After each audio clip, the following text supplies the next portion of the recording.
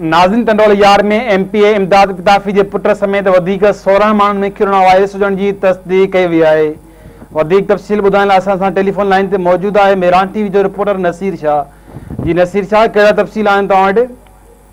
टंडोलार में corona virus से राब्तो न अची सघियो। पीपल्स पार्टी के एमपीए इमदाद पिताफ़ी जे पुट मां सिहत खाते पारां 10 नवां केस ज़ाहिर थियण बैदि पॉजिटिव आयल केसनि में 10 बेजहाज़ी ॿुधाया वञनि था, जिनमें एमपीए इमदाद पिताफ़ी जो बि पुट बि शामिल आहे 16 साल, पर उन जे नाले जी तस्दीक न थी सघी आहे। जॾहिं त डिप्टी एडिशनल कमिश्नर हफ़ीज़ लिगारी जो ड्राइवर समेत 6 मक़ामी माण्हुनि शामिल आहिनि। टंडोलार में लोकल ट्रांसमिशन में कोरोना जा केस नवां तेज़ीअ सां वधी रहिया आहिनि। टंडोलार सिहत खाते में नवां केस साम्हूं अचण बैदि कोरोना में मुब्तला मरीज़नि जो अंग वधी 62 थी वियो आहे। जॾहिं त टंडोलार में 35 जेके आहिनि केस हींअर आइसोलेशन में रखिया आहिनि, जिन खे घर में रखियो वियो आहे।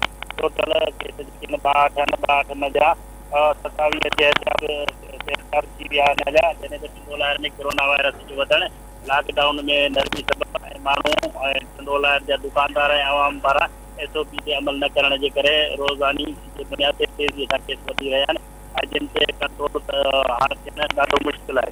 जी तफ़सीलनि खां आगाह करण लाइ नसीर शाह जी महिरबानी।